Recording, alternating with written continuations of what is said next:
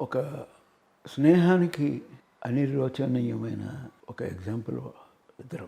ఒక మనిషితోటి స్నేహం చేయటమే కాదు రామారావు గారు చేసింది, ఆయన బాగోగులు కూడా చూసేవారు. దాంట్లో మొదటిది ఆయనకి ఆయన మీద ఉన్న నమ్మకంతో చేరదీసిన వారిని పూర్తిగా తన మనిషిని చేసుకుని వర్క్ చూపించేవారు. అలాగే ఓ ప్రేమ చూపించేవారు, ఏది అభిమానం అన్నీ ఆయన దగ్గర అవన్నీ కూడా ఒక ఫుల్ ఫ్లెడ్జ్డ్గా ఉండేవి.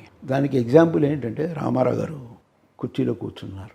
అప్పుడు తీయబోతున్న సినిమా నిర్మాతలు దర్శకులు కూర్చుని ఆయనకి ఎంపిక చేసిన కళాకారులు అంటే నట వర్గం కానీ సాంకేతిక వర్గం కానీ వీళ్ళందరినీ వాళ్ళు లిస్టు చదువుతున్నారు. మొదట హీరోయిన్ దగ్గర నుంచి ఆరంభించేటప్పటికి వచ్చి ప్రతిదానికి ఆయన శభాష్ అని ఎంకరేజింగ్ చాలా పాజిటివ్ అప్రోచ్తో చెప్పేవారు ఆయన.